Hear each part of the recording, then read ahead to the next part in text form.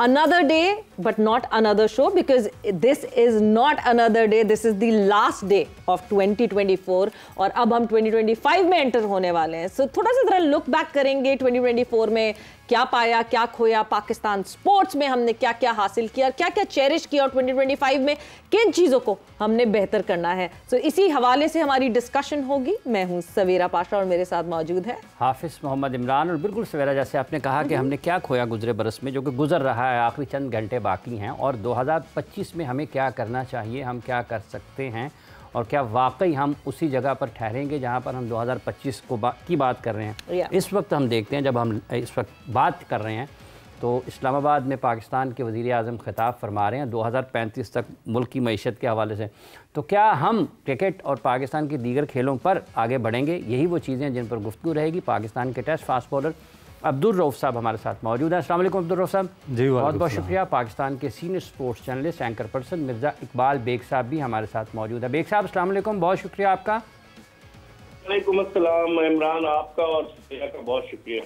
ठीक है रऊफ साहब, 2024 अगर हम मजमूई तौर पर इस पर नज़र डालें तो आपके ख़्याल में पाकिस्तान क्रिकेट को कुछ मिला भी है, या फिर पे दर पे नाकामियों की वजह से क्रिकेट पाकिस्तान में जो अपनी साख थी या जो जगह थी लोगों के दिलों में भी, वो भी कहीं कम हुई है? देखिए, जो अर्ली पार्ट था उसमें तो पाकिस्तान बिल्कुल डाउनफॉल का शिकार है, मगर एंड पार्ट में दो जो सीरीज़ पाकिस्तान जीता, एक ऑस्ट्रेलिया से ऑस्ट्रेलिया में वनडे सीरीज़ जीता, और उसके बाद जो साउथ अफ्रीका में वाइट वॉश किया, वो मेरा ख्याल है कि एक रिमार्केबल अचीवमेंट उसको पाकिस्तान क्रिकेट की आप कह सकते हैं। उसके बाद फिर इंग्लैंड जैसी टीम जो कि वर्ल्ड टेस्ट चैम्पियनशिप का फ़ाइनल खेलने के लिए जा रही थी और बहुत ही मेरा ख्याल है कि एक डिज़र्विंग कैंडिडेट थे वो, उनको 2 टेस्ट मैचेस हरा देना पाकिस्तान में, तो वो मेरा ख्याल है कि पाकिस्तान की एक बड़ी अचीवमेंट थी। तो इसके अलावा अगर आप ओवरऑल आप देखें तो मेरा ख्याल है कि इतना ज़्यादा अच्छा नहीं रहा। ये जो 2-3 अचीवमेंट थी पाकिस्तान क्रिकेट की, इन्होंने थोड़ा सा हमें बूस्ट दी है।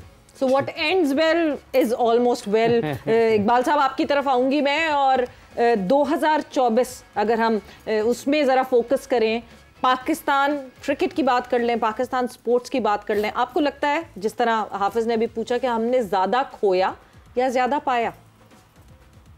सवेरा, हमने खोया ज़्यादा, क्योंकि अगर 2024 की हम बात करें, एक तो हमारे अलमिया यह है कि हमारे यहाँ खेलों में सियासत आ गई है। वरना सियासत में तो लोग सियासतदान खेल खेलते हैं, लेकिन हमारे यहाँ खेलों में भी सियासत आ गई है, जिसकी वजह से पाकिस्तान स्पोर्ट्स बुलंदी की तरफ जाने के बजाय पस्ती की तरफ गामजन है।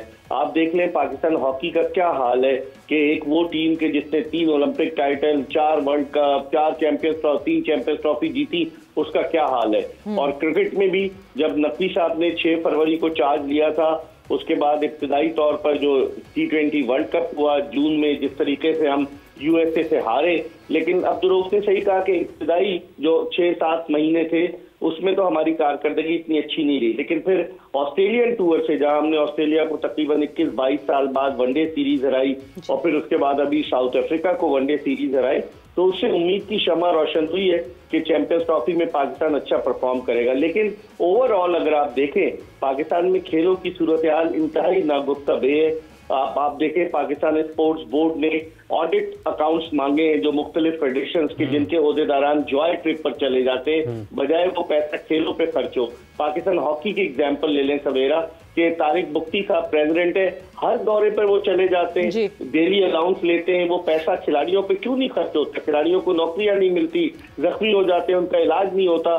फिर आप एक चीज जो है, जो उम्मीद की शमा रोशन हुई है कि हिसामुल हक जो पाकिस्तान टेनिस फेडरेशन के सदर बने, उनसे बड़ी उम्मीदें वाबस्ता है।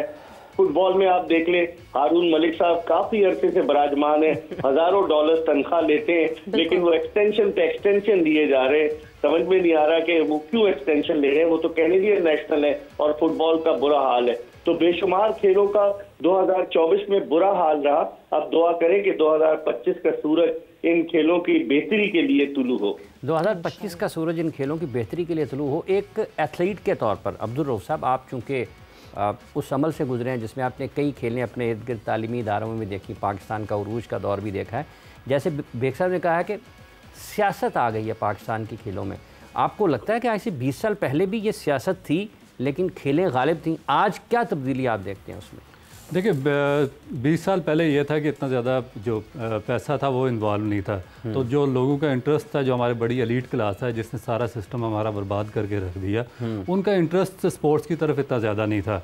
वो आते तो थी, एक आध आदमी को बना दिया जाता था चेयरमैन वगैरह, मगर वो पूरी टीम स्पोर्ट्स के जो रिलेटेड लोग होते थे उनकी लेकर आते थे, और फिर हाईली विनरी लोग आते थे जो स्पोर्ट्स के बारे में काम करते थे। इसमें सबसे बड़ी आपको एग्जांपल अब्दुल हफीज़ कारदार की दूंगा कि वो पाकिस्तान क्रिकेट बोर्ड के भी चेयरमैन रहे, पाकिस्तान के वो कैप्टन भी रहे, और उन्होंने पाकिस्तान देखे, उस आदमी का विजन ऐसा था, एक तो स्पोर्ट्समैन था, दूसरा हाईली एजुकेटेड थे, बाहर से पढ़े हुए थे, तो उनको पता था कि जब तक हम अपने जो एथलीट्स हैं, जो अपने स्पोर्ट्समैन हैं, उनको रोज़गार, उनको जो फाइनेंस उनका हल नहीं करेंगे, उनकी इकानमी स्ट्रॉन्ग नहीं करेंगे, तो हमारा ये मसला ये डामाडोल ही रहेगा। उन्होंने फिर डिपार्टमेंट्स को इन्वॉल्व किया, डिपार्टमेंट्स की टीमें बनाई, और उसके बाद पाकिस्तान की स्पोर्ट्स ग्रेजुअली बिल्ड होती रही। तो उसके बाद देखें जितने भी आप पॉलिटिशियन लेकर आए हैं, उन्होंने पाकिस्तान का स्पोर्ट्स का उन्होंने डिज़ास्टर किया है। वो कोई अब्दुल हफीज़ कारदार के बाद मुझे कोई एक आदमी का बता दें कोई दौर आज तक। नूर खान साहब को लोग बहुत याद करते हैं। नूर खान साहब उसी पे इम्प्लीमेंट किया जो अब्दुल हफीज़ कारदार, उन्होंने बुनियाद रखी, वो बुनियाद रख चुके थे।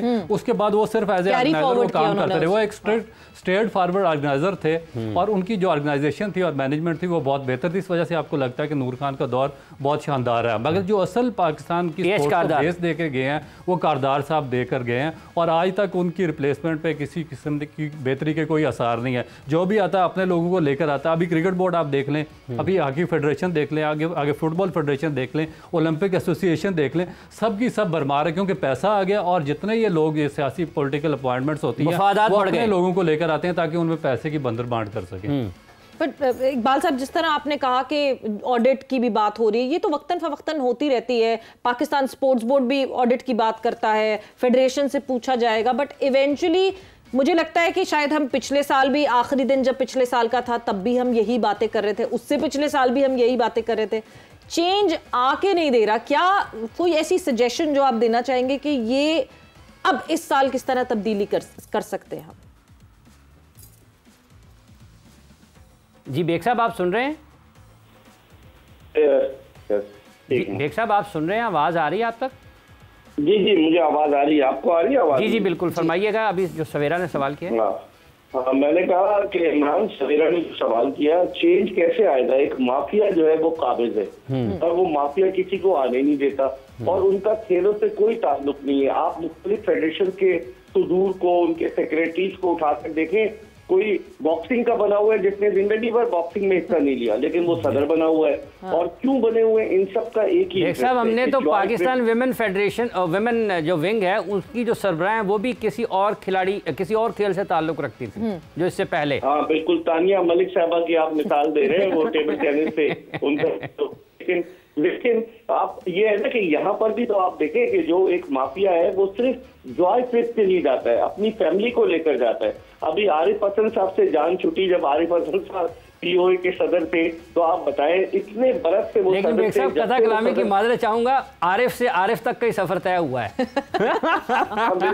बिल्कुल आपने सही कहा, लेकिन हुआ यही ना कि जब वो सदर थे तो क्या हुआ कि वो उनके दौर में जब पीओ के सदर थे, 13 साल की लड़की जिसने जो इंग्लैंड की थी वो गोल्ड मेडल ले गई और पाकिस्तान कोई मेडल नहीं ला सका। आप इससे अंदाजा लगा ले।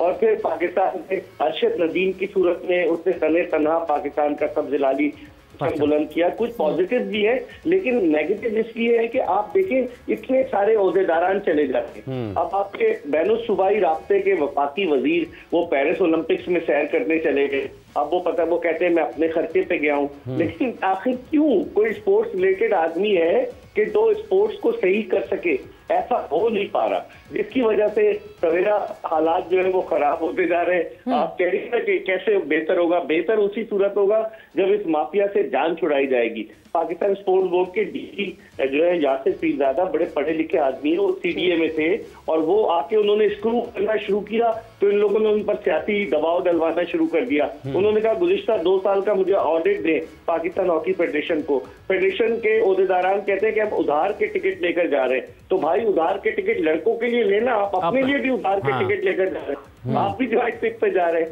तो इन लोगों से जब उसी सूरत निजात मिलेगी जब right man for the right job आएगा। अल्लाह करे हमारी जिंदगी में आए, लेकिन आप लोग भी इतने अच्छे से स्पोर्ट्स कवर कर रहे हैं, हमें कुछ बेहतरी तो नजर नहीं आती। शायद 2025 में कुछ बेहतरी नजर आए।